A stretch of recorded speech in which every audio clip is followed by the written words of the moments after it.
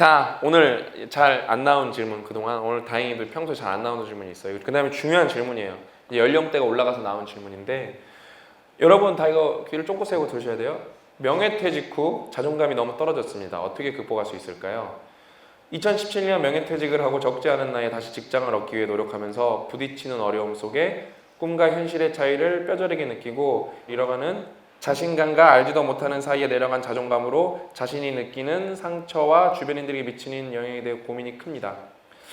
이분이 52살이시네요. 그러니까 우리가 보편적인 아버지들이죠. 여러분 이렇게 20대, 10대 친구들 아버지들이죠. 여러분 20대만 힘든 게 아니에요. 난 그걸 꼭 알았으면 좋겠어요. 50대는 더 힘들어요 지금요. 응? 근데 이제 힘들어. 응? 근데 이제 이분한테 솔루션을 드리면은 제가 그거예요. 일단은 저는 냉정하지 어쩔 수가 없어요. 제가 이거는 계속 반복해야 되는 얘기인데 여러분들은 항상 그래요. 문제가 생기면 그걸 바로 해결하고 싶어요. 그럴 방법은 존재하지 않아요.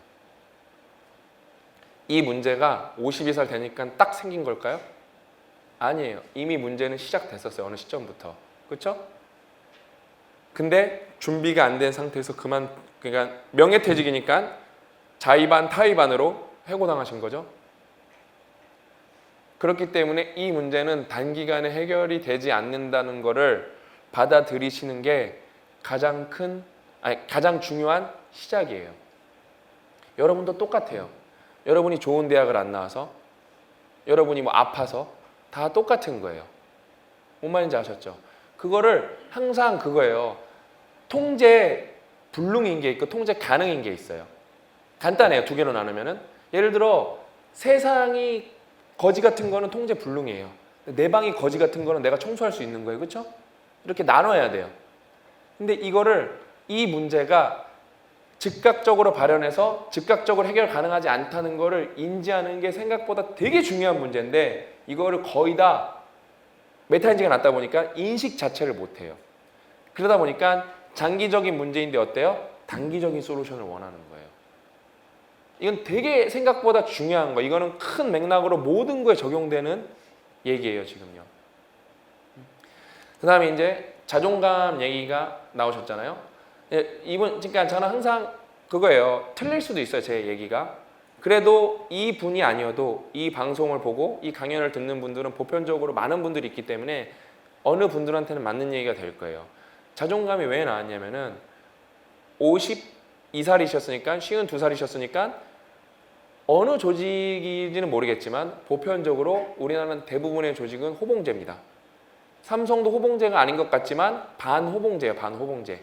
왜 기본 C 고가를 맞으면 거의 1년이 차는 거거든요. 그래서 웬만하면은 아예 안 차야 호봉제가 아닌 거예요. C를 받으면 이렇게 호봉이 차기 때문에 우리나라 그 어떤 조직도 호봉제가 아닌 데가 없어요, 사실요. 우리나라는 호봉제가 아니라고 말하려면 연봉 협상이라는 걸 되게 치열하게 해야 돼요. 연봉 협상에는 삭감도 있어야 돼요. 우리나라에서 연봉이 삭감되는 경우는 그리 흔한 경우는 아니에요. 동결은 있을지언정 우리나라는 삭감은 없어요. 호봉제가 다 호봉제인 거죠. 어때요? 이분이 능력이 출중하셨을 수도 있어요. 이분의 능력과 상관없이 이분은 어때요? 이렇게 쭉 호봉을 타고 올라가셔서 직위가 올라가셨어요. 그건 뭐예요? 이분은 자기가 그만큼 능력이 됐을 수도 있겠지만 환경이 나라고 착각하실 확률이 높아요. 뭔 말인지 아셨죠? 그러니까 결국에는 뭐랄까 자기가 그런 감투를 썼었기 때문에 여전히 자기가 그런 사람이라고 생각하실 수가 있어요. 그 다음에 그런 관성이라는 게 하루아침에 없어지지가 않아요. 그 다음에 우리나라는 호봉제보다 더 깊은 게 있어요. 장유유서. 나이가 많으니까 당연히 존대를 받고 대접을 받아요. 근데 어때요? 새로운 시장으로 뛰어들어서 루키가 돼야 된단 말이에요. 그렇죠? 루키가 돼야 돼. 신입생이 돼야 된다고요. 신입생이 돼야 되는데 어때요? 자기는 집에서도 자식들이랑 자식들한테 존대를 받고 사회에서 후배들한테 존대를 받는단 말이에요. 근데 어때요? 고용주 입장에서 그럴 필요가 없거든요. 능력을 봐야 되잖아요. 그 다음에 만약에 이분은 어떤 직급에 있었으면 항상 어떤 환경에서 자기의 직급에 갖고 있는 포텐셜이 있기 때문에 그거에 대한 에너지가 엄청나게 강하셨을 거예요. 근데 만약에 이분이 그냥 간단하게 우리가 사고 실험을 해볼게요. 편의점 알바를 구했다고 칠게요. 그럼 거기에선 이제 더 이상 자기는 갑이 아니거든요. 그 다음에 그냥 고객과 뭐랄까 갑과 을의 그런 단순 문제도 아니고 나이가 어린 친구도 나한테 고객이기 때문에 갑이 되거든요. 이게 우리나라의 보편적인 문제입니다. 근데 이게 20대 친구들한테 해당 안 되는 게 아니야. 나는 20대 친구들 막 그 대학교에 미친 군기문화 이런 거 보면 정신 나간 것 같아요, 진짜.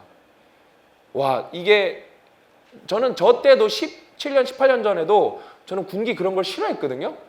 저는 그래서 동아리에서 제가 01학번인데 공공학과 선배들이 홈커밍데이 같은 거 할 때 늦게 오면은 왜 늦게 나오냐 그랬어요. 그러면 이제 그 선배들이 막 나보고 그랬겠죠. 싸가지 없는 새끼라고. 그럼 내가 뭐가 싸가지가 없냐 그랬어요. 늦게 나온 게 비정상이지 내가 그랬어요. 싸가지 없는데. 군대에서도 똑같았어요. 군대에서도 저보다 한 달 제가 5월 근무인데 4월 근무 고참이 있었어요. 근데 그 사람이 늦잠을 자느라고 우리 근무 교대를 늦게 해줬어요. 내가 다음 날 분대장 회의할 때 병장 영창 가야 된다 그랬어요. 삐 처리해 주세요. 응? 나는 그래요. 왜 내가 뭐가 잘못됐는데요? 내가 뭐가 잘못됐는데요? 왜 여러분은 스스로 혼자 바보같이 살아요? 원칙과 규칙이라는 게 있는데 왜 그걸 안 따르고 전혀 원칙과 규칙이 아닌 왜 장유유서를 따르려고 그러는데요? 육군 규정에 4월 군번이면은 늦게 올라와도 된다는 그런 규칙이 없어요. 모든 병사는 평등하다고 나와요, 거기에요. 육군 규정이 그렇다고요. 그러니까 나는 그런 게 너무 싫었어요, 그냥요. 그러니까 여러분 우리나라가 그 보편적으로 이 호봉제와 장유유서 때문에 이게 가만히 있으면 좋은 것 같죠? 이분이 좋은 사례를 꺼내주신 거예요. 이게 우리를 모두 힘들게 할 거예요, 결국에는요. 그거를 빨리 버리시는 분만 더 행복하게 살 수 있어요. 왜 어린 친구들한테 상냥하게 인사하면 안 되는데요? 왜 먼저 인사하면 안 되는데요? 왜 어린 친구들한테 왜 존댓말하면 안 되는데요? 왜 안 되는데요, 도대체 그게? 그게 뭐가 힘든 거예요? 안 해봐서 그래요. 뭔 말인지 아셨죠? 그래서 제가 더 구체적인 거는 맥락이 다르기 때문에 더 드릴 수가 없어요. 두 가지만 정리해 드릴게요. 이 문제는 장기적인 해결책이 필요한 문제이기 때문에 단기적으로 해결하려고 그러시면 안 돼요. 두 번째, 쉬운 2살이시기 때문에 본인은 그런 생각을 못 할 수가 있어요. 너무 자연스럽게 됐잖아요. 시간이 흐르면서. 습관을 들이셔야 돼요. 나보다 어린 사람한테. 네? 그 다음에 더 이상은 내 직책이 내 인생이 아니다라는 걸 깨우치셔야 돼요. 그것만 하셔도 그렇다고 문제가 다 해결되진 않아요. 그래도 더 불필요한 스트레스는 사라지겠죠. 뭔 말인지 아셨죠? 그리고 이제 저도 방송에 이만큼 나와야 되기 때문에 얘기할게요. 저희 이제 완벽한 공부법을 보면 1장이 믿음장이고 2장이 뭐죠? 아니, 숨 엄청 들던데. 2장이 뭐예요? 그렇지, 메타인지죠. 그래서 영준이는 여러 가지 얘기했지만 이제 메타인지를 말씀했잖아요. 근데 자존감이 떨어졌다 그러니까 그래서 이제 그 두 개가 함께 세트로 있어야 돼요. 그러니까 저희는 원래는 믿음이 먼저 한 다음에 나에 대해서 믿음이 있지만 그리고 현실 감각이 갖고 필요한다고 얘기했던 부분인데 현실 감각에 대해서 얘기를 했으니까 이분이 자존감을 회복하기 위해서 자기 자신의 믿음도 필요하다는 생각이 드는데 그 믿음의 근거가 필요하잖아요. 근데 첫 번째는 이분이 50이 넘어졌잖아요, 맞죠? 예, 쉬운 들. 그러면은 사회생활의 역량이 그 기간이 짧지가 않더라고요. 특히 경험한 것이 이거 무시할 수 없을 정도의 상당한 경험치가 있을 거예요. 근데 오늘 미니 강연, 명 강연 때 오늘 미니 강연이 유독 명강연이었다고 고 작가님 극찬을 하셨어요. 제가 좀 많이 뿌듯한 상황이에요. 예. 자기가 자기 입으로 얘기해야 돼. 근데 오늘 되게 좋았어요, 저도. 근데 진입장벽을 높이기 위해서 첫 번째 꾸준함이잖아요. 근데 꾸준함이랑 하는 건 뭐냐면 내가 무슨 어떤 컨텐츠를 만들든 어떤 경험을 쌓든 간에 그걸 쌓아놓으면 단기간에 그거를 뛰어넘을 수가 없다는 거예요. 예를 들어서 여러분께서 블로그를 시작하는데 내 상대 블로그가 있어. 잘 나가는 블로그가. 근데 거기 블로그에 글이 10,000개가 있어요. 그럼 한순간에 뛰어넘을 수 있어요? 그냥 힘들죠. 그래서 이분이 분명히 나이가 있기 때문에 어려움 좀 있지만 반대로 그 나이가 있기 때문에 한 장점이 있다는 거죠. 왜냐면 그 힘든 세계를 뚫고 나오셨잖아요. 그렇죠? 1970년대, 80년대 IMF 얼마나 힘들었어요. 그거를 직접 끌고 나왔기 때문에 내가 과거의 어려운 시험들을 어떻게 이겨갔는지에 대한 그러한 자기 자신의 믿음을 갖고 있으셔야 돼요. 두 번째로는 지금 제가 말씀드렸잖아요. 45세에서 55세 사이가 의사결정하는 최고의 컨디션 기간이라니까요. 뇌가 의사결정을 내리는데 컨디션이 가장 높아요. 이분은 그러다가 중년의 뇌라는 책 한번 읽어봤으면 좋겠어요. 중년의 뇌가 얼마나 뛰어난지. 그러니까 내 경험치뿐만 아니라 지금 내가 무언가를 새로 시작한다 할지라도 나의 심리적 컨디션이 나쁘지 않다는 걸 인지를 해야 돼요. 물론 어떤 육체적인 거는 쉽지 않겠지만 정신적인 것은 절대 뒤처지지가 않고 게다가 뇌 가소성 말씀드렸잖아요. 컨디션도 좋은데 실제로 노력하면 바뀔 수 있는 부분이 너무 많이 있는 거죠. 그래서 그렇게 먼저 메타인지를 높이신 다음에 긍정적으로 내가 삼을 수 있는 것들을 잡고 거기에 대한 확신이 있어야 돼요. 그 확신은 허세가 있어 상관없어요. 허세가 결국 현실이 된 경우가 많거든요. 저희도 비즈니스 할 때 마음 쉬운 일이 항상 있는 게 아니잖아요. 그때 이겨내는 방식이 여러 가지 있어요. 이게 저희도 메타인지와 이런 허세를 같이 정말 메타인지와 믿음을 같이 동용을 해요. 같이 쓰는 거예요. 제가 정확히 말씀드리면 우리가 힘들 때 1조 넘어가려면 이거 해야 돼 그래요. 얼마요?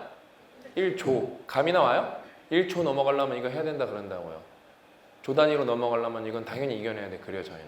그러니까 거기 두 가지가 있죠. 하나는 우리가 목표가 있기 때문에 지금 현실에 대한 현실 감각을 키우는 거 동시에 우린 또 그건 당연히 할 수 있다고 믿고 있는 그럼요, 거죠. 그렇게 해요. 근데 지금 당장 비하면 그게 주변 보고 웃을 수도 있겠지만 우리가 그 어려운 것들 해나가기 위해서는 그러한 망상이 필요해요.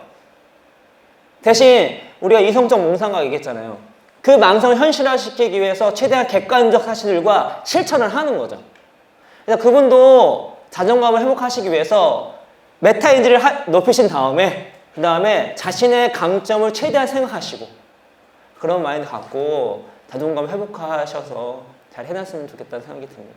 예. 힘드실 테니까 제가 화이팅! 한번 해드리면서 예?